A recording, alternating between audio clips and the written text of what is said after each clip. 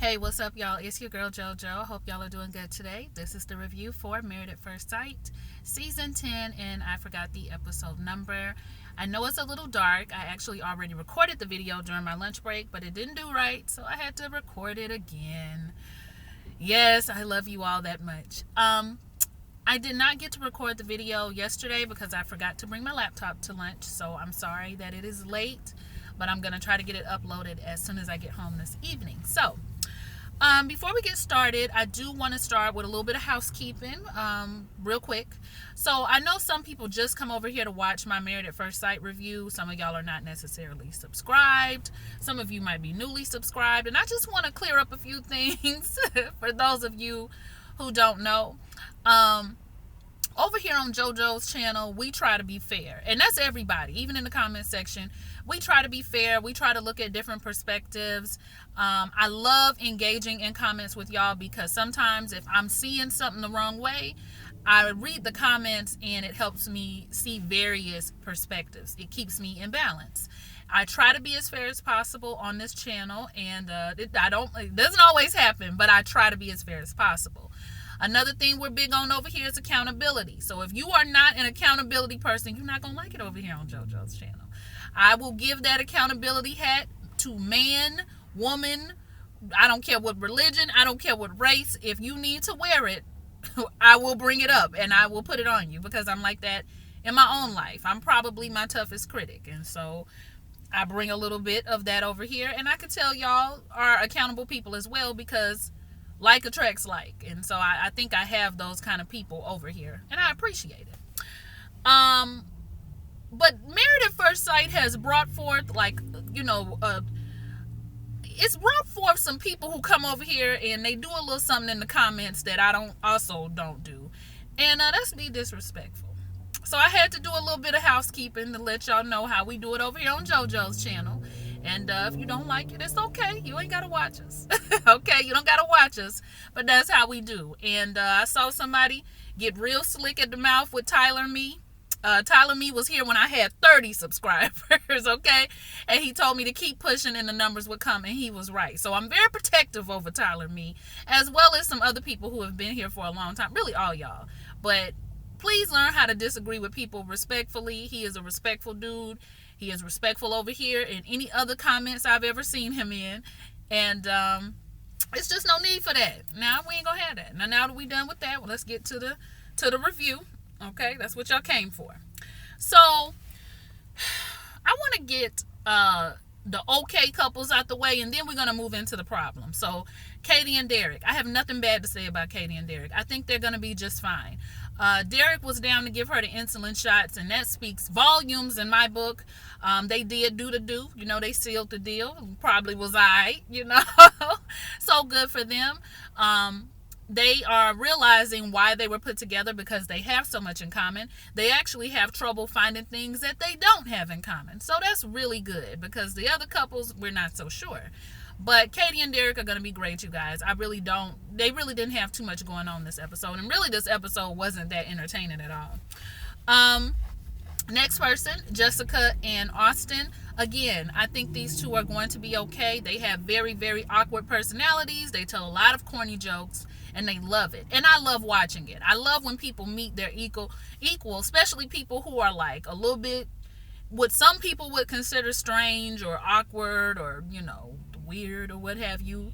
I like when that person finds their equally like awkward joke telling person. I think it's awesome, and I think they're gonna be good. Did they seal the deal? I thought they also did some things on the honeymoon, but I can't really remember if they said like confirmed it or not. But either way, there was a lot of kisses and a lot of chemistry in the hot tub and stuff. So I think they're going to be okay, and they actually are finding that they also have a lot in common. Moving on to Brandon and Taylor. Brandon and Taylor had a little tiff this episode. Brandon was upset when he woke up because Taylor had her cell phone and was recording them when he woke up. And Brandon said that he can't believe he woke up to a camera in his face, and so that caused him to have, he said he had an anxiety attack, like he gets really anxious and he has these attacks.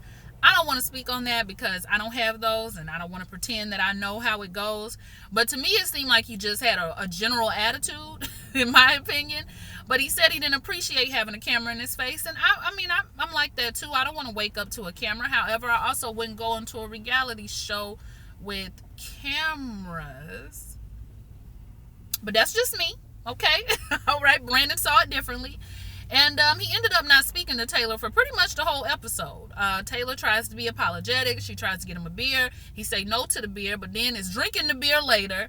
And he doesn't really want to fool with her. But he also says that he might get lucky during the honeymoon. And I'm just like, how? If you're not speaking to your wife, how are you mentally? What are you going to do? But eventually, when they do have a conversation, they kind of get back on the right page, sort of. Brandon does end up saying to her, well, look, I already apologized, so get over it, when she expressed her frustration as to how he was acting. And Taylor went ahead and let him know, you can't talk to me like that. Okay, you will not disrespect me.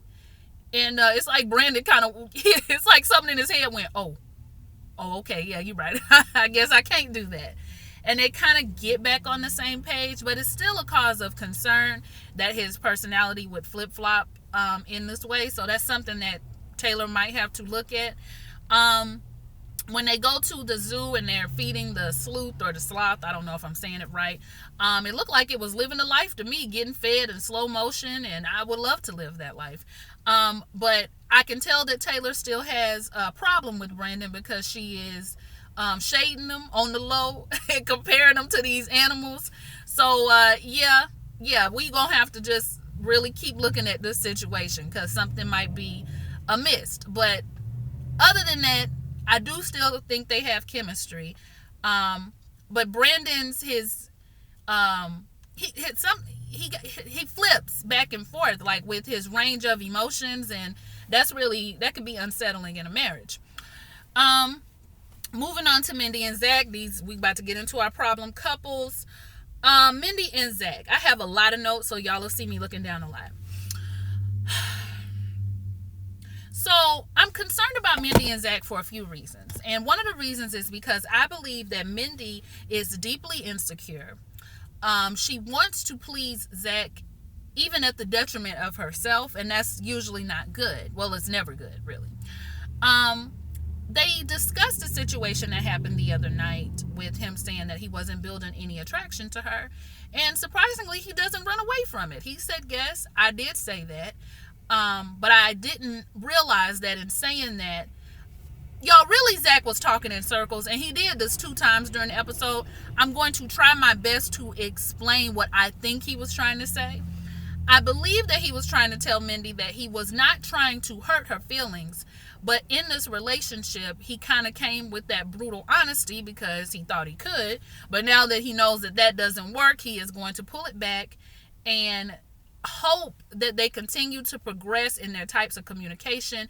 But becoming attracted to each other is an evolution process. That's what he said, y'all. He said it was like an evolution. And hopefully we'll get to that point. I think that's what he was trying to say. Mindy was confused. A lot of the viewers were confused. When they go out later for a little picnic, he begins to talk almost arrogantly about how, even though he knows he's attractive, and normally he is with a certain type of woman, and a lot of people find him attractive, it's not all about looks with me. You don't have to be perfect with me. And it would be very hard for me to be with somebody like that, because I think it's always hard to be in a relationship where the man thinks he's better looking than the woman. That's always going to be a difficult relationship, in my opinion. But he seems very full of himself, and I don't think he is. I think if he could marry himself at first sight, like if you put a mirror up to him, he would kiss it and say, I do. That's the vibe that I'm getting from Zach. And he can't pretend anymore. He did a good job the first couple of days, but he just can't do it anymore. He tells Mindy that he doesn't expect her to be perfect, but even the fact that Mindy said she wanted to be perfect for him, I was just like, oh, baby girl, baby girl. See, ladies, there's a fine line between being docile and being a doormat. And you got to find that medium, because you'll find yourself in a very dangerous position if you don't. And that's where Mindy could be taking it to if she doesn't get a handle on it fairly quickly. And I mean a handle on herself and her insecurities. A docile woman has done the work. She loves herself and knows that she's deserving of love, and knows that she can trust her partner with her heart, and begin to nurture that relationship and bring out her more gentle and womanly side and her more vulnerable side, because she knows this. Now, this from a gender role, people, because I know some of y'all don't do that. Because she knows that that man that she trusts will continue to lead that relationship in the right direction, and she will also do her part in keeping it on the right direction. You know what I'm saying? Like, her feelings are still taken into account, versus a doormat who has not done the work, okay, does not understand who she is, does not have any value for herself, and therefore does not really require a lot of value in a relationship, will allow that person to do whatever, however, whenever, because having something is better than being alone. Because if I'm alone, I'm going to have to deal with all of the issues that I truly do have, and I don't want to deal with that. I don't want to do that work. So yeah, you kind of got to find it, and then that nature, to me, that docile nature has to come with the right partner. You can't, I don't feel like you can pull that out for just any old body. You have to have some type of trust that person can, you know what I'm saying? I might not be saying it right, but anyway, I'm concerned about Mindy, and I hope they get that together and she stops just taking any old thing off of Zach, because even when he talks, he's not making sense. Like, I at least require you to make sense when you talk, right? So yeah, I guess. Now, Mika and Michael, and I'm gonna try to wrap this up because y'all know I can really get on a soapbox. I don't think that I'm going to be able to review this show next season, because all of the things that I feared about reviewing the show in the first place, and how I really felt about the show and the premise of the show, it has come to light in both Mindy and Zach and in Mika and Michael. And what I mean is, it didn't make sense to me, living in the culture and society that we live in, to be married at first sight, because everything goes backwards. So it's kind of hard, like, instead of meeting somebody, getting to know them, developing a bond, getting that chemistry, dating, sex, however y'all do it. Some people, marriage first. I respect whatever your values are. But it's totally different on the show. And so on one hand, you can't, it's hard to really, it's like you have empathy and you understand where people are coming from, but then the bottom part is always what you married. So it's like with Michael, while I understand, his physical need to want to gauge where she is sexually, I want to be mad, but I can't be mad because they're married. Then with Mika, you want to be frustrated with her because, let's say, she doesn't want to do it, right? But you understand because, this thing, the juice box don't, ladies, y'all know, okay, you can't get the waterworks. The car, you got to warm the car up before you drive it off the lot, okay? It's a box Chevy, right? So, you just can't, I know that is required. And then at the same time, it's like, but you're married. So, it's just, to me, it doesn't work for the dating culture that we have here. And I have an Indian friend, so I'm not just pulling this out the wazoo. They still do arranged marriages in her family. Her dad was trying to find all these different men to arrange her with, and she got married like way after college, way later than most Indian women would, and that's because the men that her dad would match her up with, she wouldn't like them. And she ended up telling her daddy, how do you expect me to do something that you didn't do?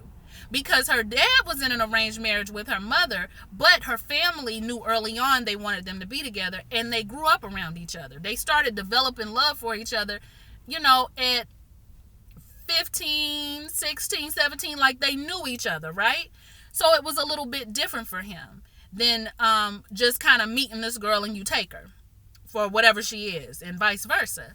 So my thing is, if a whole culture of people still has difficulty with arranged marriage, and that's what they do, they're the experts in that, why do we believe that in our society, in the culture that we have, and the difficulties we already have, that we can kind of make a whole thing out of it. Not only that, but also make it a production. And that's why I'm just like, you know what? I don't know. I don't know if it's the show for me.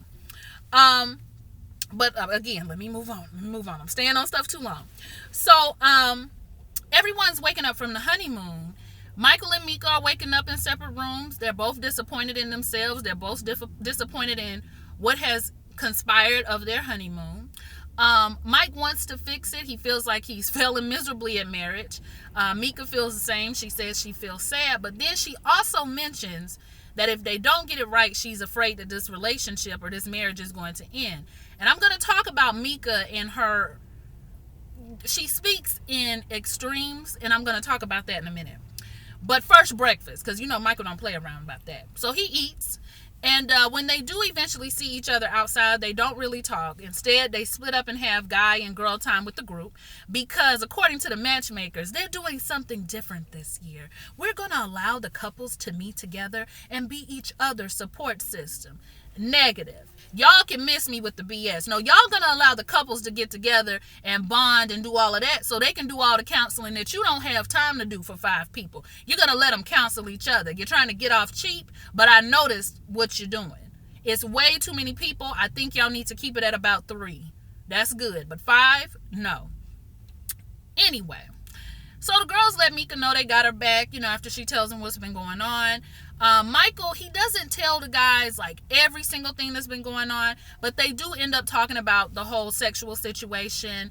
And we learned that what Michael said he was trying to do was gauge where she was sexually, and she must have taken that the wrong way. I could see something like that happening. And I can also, just given the way that Michael speaks and how serious his tone is, I can see you misunderstanding Michael. But okay, yeah, all right, let's just keep moving forward. So Pastor Cal ends up giving them both some pretty good advice. He also lets Mika know that marriage, because this stuck out to me, is about relinquishing some of your control and doing a little give and take and allowing that opportunity to see what the other person wants, and really good advice. He gives them both good advice, but I believe it's all for naught, and I'm going to explain why. So, congratulations, Mike, for getting your new job as a principal. Representation matters, and they're good for you, but they ain't got nothing to do with nothing. So, remember that accountability hat I was talking about earlier? Okay, now I got to pull it out, and, I'm going to give it to the respective parties. Y'all might not like what I got to say, and it's okay, because sometimes we disagree, but we come back together. Okay. First of all, I think that Michael has certain expectations for marriage. I think those expectations are physical as well as emotional, and I'm not mad at Michael for that. My problem with Michael is that when you say one thing somewhere to the family or to Mika, whoever, and then you get on the plane and you begin to talk a little bit differently about how long you're willing to wait, because maybe he said, I'm trying to gauge where you are and see how long you're trying to wait, because I'm married and I'm not trying to wait forever. Maybe he said something like that. But either way, you're not wrong for wanting it, but you are wrong if you said one thing and then you completely said another at another point in time. So because the conversation was not on camera, we will never really know how it went down. And I know some of y'all were concerned about her saying something about it on camera, but according to the old Married at First Sight viewers, the day ones, they said that they were glad that people are calling stuff out on camera, or else you'll have another, I think they said somebody named Luke and Kate or something like that, where they found out 7 or 8 weeks later that the person had been showing out off camera but an angel on camera. So I guess the Married at First Sight old viewers said that they was okay with it, because you got to get that stuff out in the open. I wasn't watching then, so I don't know. Another thing that I will say about Michael has a very quirky personality. He talks with his eyes closed sometimes. He has a very like particular type of voice, and everything is like completely enunciated. It's a little nasally. And I noticed that people are putting like weird labels on him and saying he act like a serial killer. And I'm not gonna do that over here, because just like I wouldn't want to slap a label on Mika or have somebody slap a label on me, I'm not gonna slap a label on Michael. He is different though. He does have a different type of personality. When he took his ring off, I'm not sure, but to me that spoke volumes, because you took your ring off before we were able to have a sit down. And it reminded me of how he said that how the women in his family said that he would run away from a problem rather than address it head on. So that to me was, a little bit concerning, but maybe according to him, he took it off because he felt like he was not a husband, or he was failing at the husband thing. Maybe so, but it's just kind of like, it looked like a let me distance myself from this marriage thing, even though we haven't spoken yet. And when they did finally get to talk, the conversation didn't go well to me. I don't feel like they really got anything resolved when they had that one-on-one. It's not good. It's really not good. I just believe that Michael's frustrated. I think he believes he's failing at this marriage thing, and he has certain expectations for this marriage, but his expectations do not align with Mika's expectations, which brings me to her. Now, I've seen some people calling Mika aggressive and masculine, and I want to ask you to ask yourself, don't ask me, what is it about her that's making you put that label on her automatically? And the reason why I say this is because I look like Mika. And sometimes in the media, women who look like me, I notice that we are, if our tone is loud, if we talk, I talk with my hands. That was a big problem in speech and debate. And if we speak with our hands, which is a cultural thing, you guys, it has nothing to do with you being like a bird or anything like that. My Indian friend talked the same way, actually. But sometimes I know that we are quick to be labeled as like aggressive or masculine, even when we're just trying to address our opinion on something. I remember at work I would say something and people would be like, ooh. I'll just be like, I didn't say it any different than anybody else. So I try to be careful with using those terms unless they're like extremely needed. And because she hasn't jumped up in anybody's face or pointed her finger or, gotten extremely loud or rambunctious, I just want to be careful in using those kind of terms, because it gets used a lot with girls who look like me. I'm just being honest. But Mika, we do have to pull out the accountability hat because you talk too much. You need to learn how to listen to people, and when you listen for understanding, not to give your response. Mika is a beast in communication. She expresses her thoughts well. She gives her opinion calmly. She doesn't have to get in your face. She doesn't get frustrated. She doesn't lose her place. But the problem is she dominates a conversation. And that's frustrating for somebody to want to speak to you, and you do that. When she asks Michael, what can I do for you? But then she turns around and begins to have a rebuttal. When he does say something, I'm just like, no. See, again, what did Pastor Cal say? You have to give up some of that control. I think that's her main two issues. She talks too much and she doesn't know how to relinquish control. As I move into 23 minutes talking about somebody talking too much. Let me move on. Sorry, y'all. I just had a lot to say on this episode. I already said that the conversation at the table did not go well. Later on when they have dinner, that went even worse. And I'm going to just go ahead and say it, and, whatever it is. The person that I blame the most, I would say, is the matchmakers. Because what is it that the two of them, and me, and Mindy and Zach, have in common? What do the two of them have in common, other than the fact that they're Black and from single-parent homes? What did you see in the two of them that y'all thought was enough to put them both together? Because honestly, none of the viewers see it. And if we don't see it, then I'm trying to figure out how y'all saw it.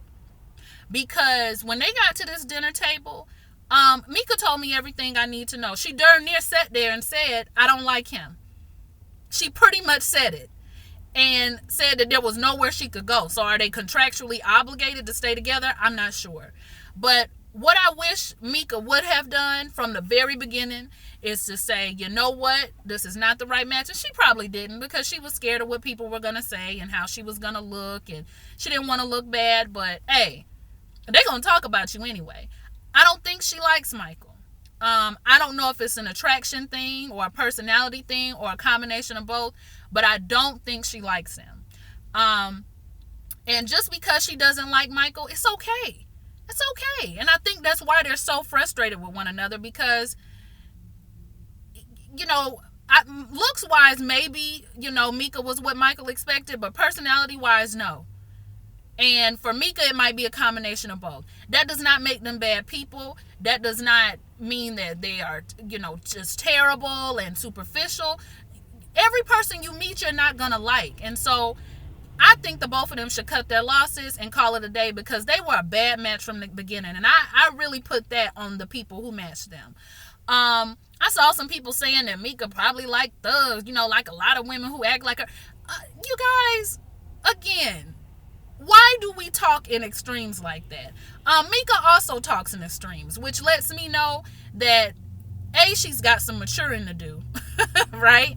But, you know, B, there's a long range of people in between a Michael and a thug. Trust me, I've dated them, right? So just because you don't like Michael does not necessarily mean you like thugs. He has a very different personality. It's not for everybody, and it's okay. Mika has a very strong personality. That's not for everybody, and it's okay. But how are y'all able to find somebody just as corny as Jessica, but you couldn't find nobody quirky for Mike, and you couldn't find somebody in between that range of Michael and Thug, you know, somewhere in the middle for Mika? You know, I just feel like it was a terrible match. I think that Mika has a lot of maturing to do. I think she needs to learn how to compartmentalize her life. She looked terrible at that table. She was pouting. It was a mess. And Michael had his eyes closed and was talking in robotics. That was a mess. I just think it was a terrible match. Y'all can let me know what you think. Like, comment, and subscribe. This review is so long. And I'll talk to y'all soon. Bye.